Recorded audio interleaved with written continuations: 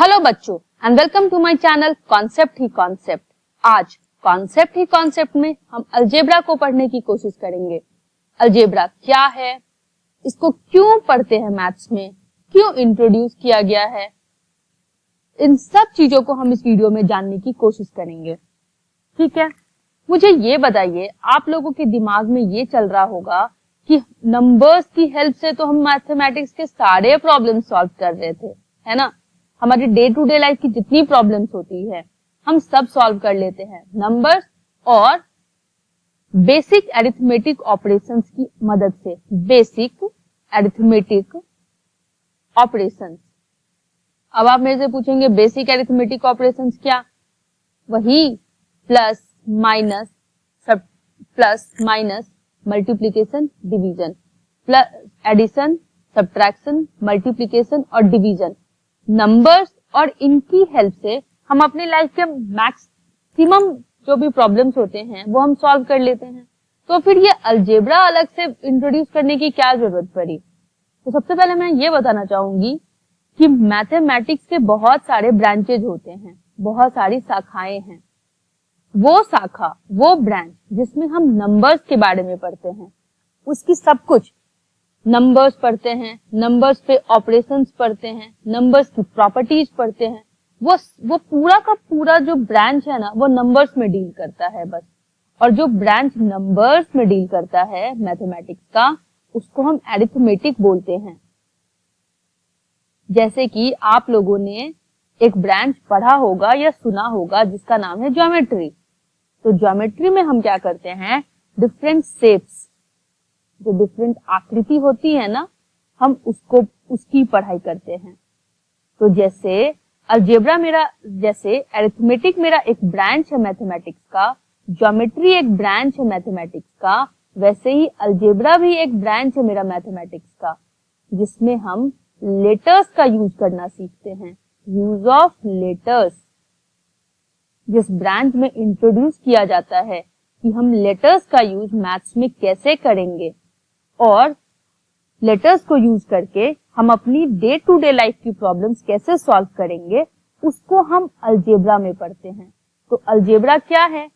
Algebra mathematics का वो branch है जहां पर हम लेटर्स का यूज करना सीखते हैं। किसका यूज करना सीखते हैं? लेटर्स का यूज करना। यूज ऑफ लेटर्स हम अलजेब्रा में सीखते हैं।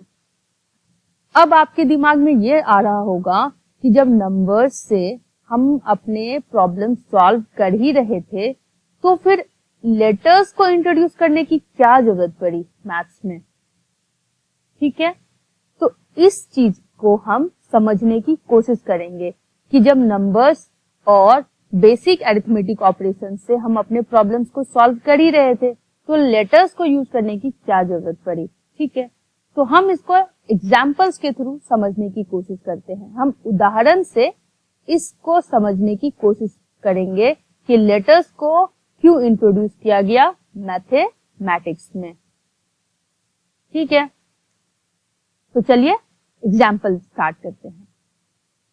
लीजिए, दो फ्रेंड हैं, एक का नाम है सीमा और एक का नाम है राधा। सीमा और राधा के पास कुछ मैच स्टिक्स हैं। मैच स्टिक्स मतलब माचिस की तीली। सीमा क्या करती है, एक मैच स्टिक उठाती है और ऐसे फ्लोर पे रख देती है, जमीन पे। राधा दूसरा मैच स्टिक उठा करके ऐसे रख देती है जमीन पे। तो आपको लग रहा होगा कि एक पैटर्न बना है यहाँ पे, और वो पैटर्न आपको कैसा दिख रहा है? एल जैसा दिख रहा है। ओके, यहां तक कोई दिक्कत नहीं है। ठीक है, सीमा ने ऐसे रखा था और राधा ने ऐसे। अभी क्या करती है ना, सीमा फिर से मैच स्टिक उठाती है, ऐसे रख देती है एक स्टिक, और राधा ऐसे रख देती है। अब हमने क्या देखा, यहाँ पे भी एक पैटर्न बना है। तो यहाँ पे एक एल नहीं बने हैं, अभी दो एल बने हैं, है ना। एक एल ये, एक एल ये। ऐसे ही फिर से क्या होता है, सीमा मैच स्टिक फिर एक ऐसे उठा के रख देती है ना, और राधा फिर ऐसे रख देती है। तो आपने क्या देखा कि फिर से एक पैटर्न बन गया, एक एल ये, दूसरा एल ये, तीसरा एल ये, तो 3L। ओके, इसमें कोई दिक्कत नहीं है।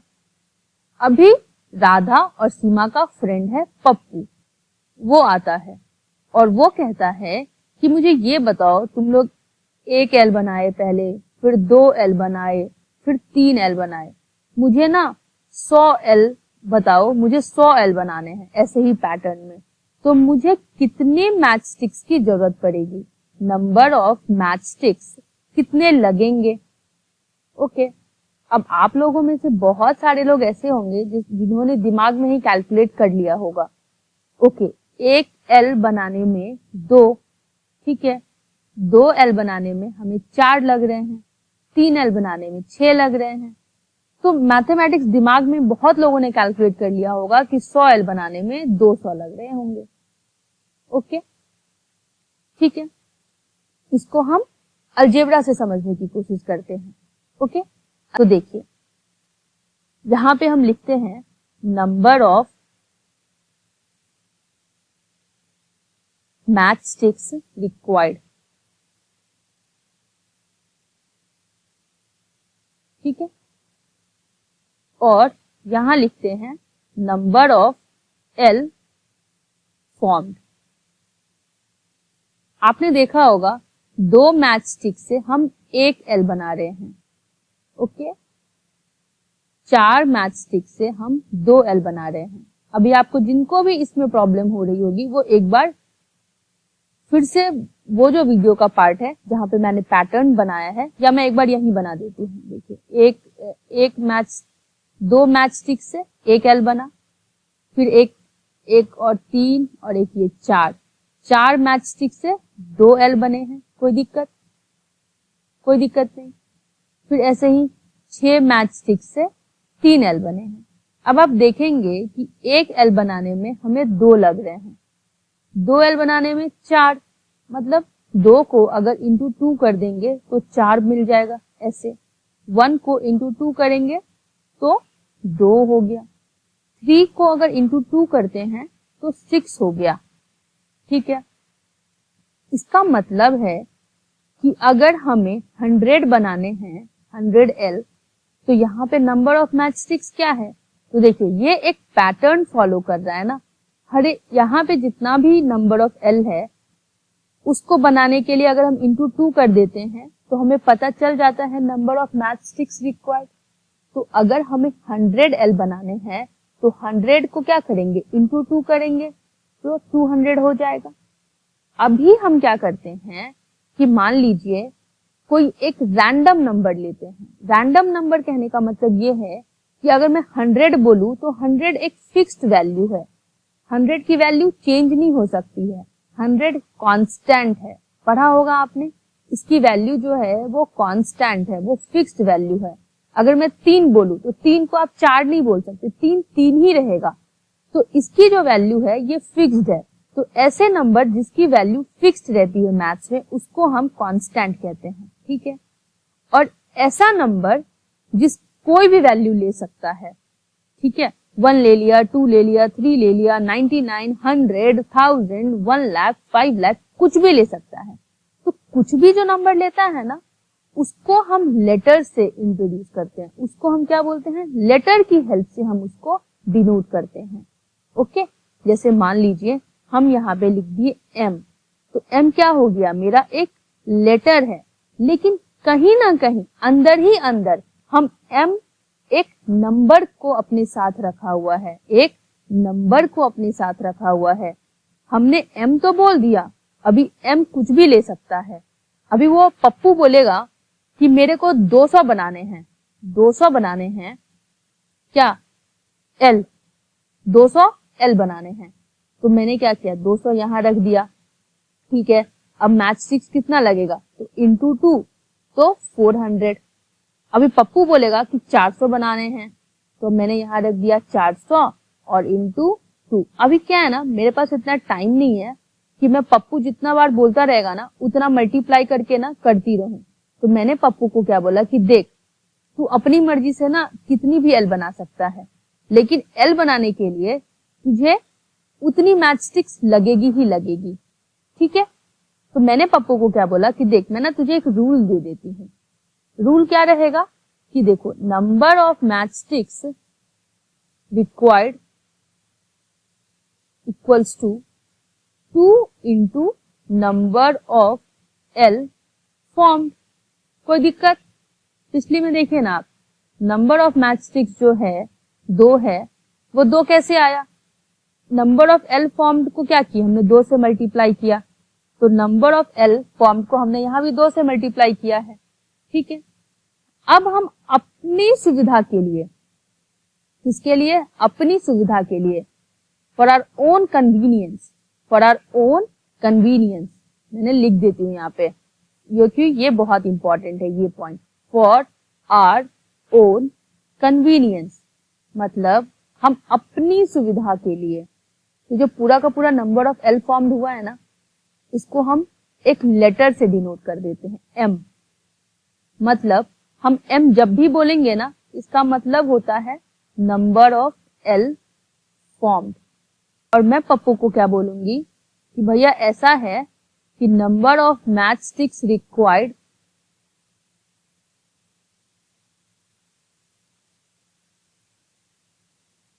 Equals to 2 into M. ठीक है, तो ये तू फॉर्मूला ले ले, ये क्या ले ले तू? एक फॉर्मूला ले ले मेरे से कि number of match sticks required equals to 2 into M. Okay, तो हमने क्या किया? लेटर का यूज किया अपनी सुविधा के लिए। हमने नंबर ऑफ एल फॉर्म्ड को क्या मान के लिया? हमने सपोज कर लिया कि वो एम है। अब अगर पप्पू का मर्जी, पप्पू बनाना चाहता है एक एल, तो वो क्या करेगा? Number of match sticks required equal to 2 into 1, 2। Pappu अब बैठे बैठे खेल रहा है, नंबर ऑफ मैच स्टिक्स अगर मुझे m इक्वल्स टू 100 बनाने हैं तो कितना होगा? 2 इंटू 100 इक्वल्स टू 200। तो आप देख रहे हैं कि हम यहाँ पे लेटर्स का यूज करके हमने क्या किया? फॉर्मूला डेवलप किया। हमने फॉर्मूला डेवलप किया, जो 2 इंटू एम था ना हमारा, वो डेवलप किया, एक फॉर्मूला डेवलप किया। तो हम लेटर्स की हेल्प से हम रूल्स बना सकते हैं, हम फॉर्मूला बना सकते हैं। तो पहला जो यूज है अलजेब्रा का वो यही है, हम लेटर्स की हेल्प से रूल्स और फॉर्मूला बना सकते हैं। ठीक है, अभी दूसरा चीज क्या है? अब आप बोलेंगे कि आपने तो एम लिया। भैया मैं ना मन में ये सोच रही थी, जब आप बोल रहे थे नंबर ऑफ एल फॉर्म्ड को हम एम लिखते हैं अपनी सुविधा के लिए, तो मैं सोच रही थी कि आपने एन क्यों नहीं लिया, एम क्यों लिखा? तो ऐसा है कि मैं पहले ही बोल चुकी हूँ कि आप कोई भी लेटर यूज कर सकते हैं, आपकी मर्जी। आप एम की जगह ए लिखें, बी लिखें, सी लिखें, डी लिखें, जो मन में आए ना लेटर वो यूज करें, कोई पाबंदी नहीं है, कोई रेस्ट्रिक्शन इसमें नहीं है। ठीक है, अब देखिए आपने क्या देखा, M1 भी लेगा तो कुछ एक वैल्यू निकल के आएगी, है ना, नंबर ऑफ मैच स्टिक्स की। M2 लेगा तो कुछ और वैल्यू निकल के आएगी नंबर ऑफ मैच स्टिक्स की। तो M यहाँ पे कोई भी वैल्यू ले सकता है। तो अगर जो हम लेटर की हेल्प से ना, हम लेटर की हेल्प से और क्या कर सकते हैं? पहला हम रूल्स और फॉर्मूलाज बना सकते हैं। ठीक है, दूसरा हम लेटर की हेल्प से, ध्यान दीजिएगा, बिल्कुल ध्यान दीजिएगा, हम ऐसा नहीं है कि एक नंबर के बारे में बात करेंगे लेटर की हेल्प से, हम एनी नंबर के बारे में बात कर सकते हैं, not one but any number. ठीक है, इसका मतलब दूसरा पॉइंट क्या हो गया कि लेटर हमें रूल्स और फॉर्मूला बनाने में मदद करता है। ये पहला पॉइंट हो गया। और लेटर की हेल्प से हम एक नंबर की बात नहीं करेंगे, हम एनी नंबर की बात करेंगे। We will talk about any number and not just a particular number, किसी एक नंबर की नहीं, कोई भी नंबर की बात कर सकते हैं। ठीक है, तो ये दूसरा हो गया यूज ऑफ लेटर में। ठीक है, अभी तीसरा क्या है? लेटर की हेल्प से हम, जैसे number of match sticks required था, अब आप लोगों में से बहुत लोग बहुत स्मार्ट होंगे, उन्होंने बोला होगा मैडम जब नंबर ऑफ एल फॉर्म्ड लिखने में आपको इतनी प्रॉब्लम हो रही है जब आपने इसको ही डिनोट कर दिया किससे, m से, तो हम लोग भी ना, हमें भी नंबर ऑफ मैचस्टिक्स लिखने में ना बहुत प्रॉब्लम हो रही है। नंबर ऑफ मैचस्टिक्स रिक्वायर्ड लिखने में ना बहुत प्रॉब्लम हो रही है। मैंने बोला यार ऐसा करो ना, इसको भी एक लेटर से रिप्रेजेंट कर लो। मान लो इसको हमने बोल दिया f, तो हमारा क्या पूरा का पूरा फॉर्मूला बन गया f इक्वल्स टू 2m। और मैथमेटिक्स में हम क्या करेंगे, स्टार्टिंग में ही लिख देंगे कि let us suppose number of L form equals to m, number of matchsticks required equal to f, तो hence f equals to 2m। अब f इक्वल्स टू 2, तो 2 इक्वल्स टू क्या होगा 2m, तो m इक्वल्स टू 1। ठीक है ना, इधर ये इनटू में है, 2 इंटू, ये बेसिकली 2 इंटू m है, तो 2 अगर इस इक्वल साइन को क्रॉस करेगा ना तो डिवीजन में आ जाएगा। अभी ये इंटू साइन के साथ है तो ये इधर डिवाइड हो जाएगा, डिवीजन के साथ आ जाएगा। तो इधर 2 है इक्वल्स टू m है, 2 को इधर लाएंगे तो 2 डिवीजन के साथ इधर आएगा, तो क्या हो जाएगा 2 डिवाइडेड बाय 2 क्या हो जाएगा 1 इक्वल्स टू m। तो हमने क्या देखा, अगर हमारे पास 2 मैच स्टिक्स है तो एक एल बना सकते हैं। तो आप फॉर्मूलाज बना सकते हैं, आप जो हमें अननोन क्वांटिटी, जैसे 2 हमारे पास मैच स्टिक्स है तो कितना बनेगा, m कितना होगा, वो अभी हमें नहीं पता है ना, तो वो भी हम क्या कर सकते हैं, पता कर सकते हैं। तो तीसरा जो है वो हम लेटर की हेल्प से हम अननोन को डिटरमिन कर सकते हैं। जो अननोन क्वांटिटीज है ना, अननोन क्वांटिटीज, उसको हम डिटरमिन कर सकते हैं इसके थ्रू। ठीक है, unknown quantities can be determined using letters. तो आपने देखा कि लेटर्स का यूज करके हम क्या क्या कर सकते हैं। ठीक है, एक बार और रिपीट कर दूं, चलिए एक बार और रिपीट कर देते हैं। चलिए, पहला है हम रूल्स और फॉर्मूलाज बना लेंगे। ठीक है, अलजेब्रा की हेल्प से, अलजेब्रा मतलब लेटर्स की हेल्प से। दूसरा, हम किसी भी नंबर को डिनोट कर सकते हैं, any number and not just particular number. और तीसरा क्या कर सकते हैं, हम डिटरमिन कर सकते हैं अननोन क्वांटिटीज। मुझे ऐसा लगता है इतने में आप लोगों को प्रॉब्लम नहीं होनी चाहिए। फिर भी रहेगी ना तो प्लीज मुझे कमेंट सेक्शन में जरूर बताएंगे। ठीक है, मुझे नहीं लगता, फिर भी अगर होता है तो प्लीज कमेंट सेक्शन में मुझे जरूर बताएंगे। तो ये आपने देख दिया अलजेब्रा हम क्यों पढ़ते हैं, इन चीजों के लिए हम अलजेब्रा पढ़ते हैं। लेटर्स हम यूज इसलिए करते हैं।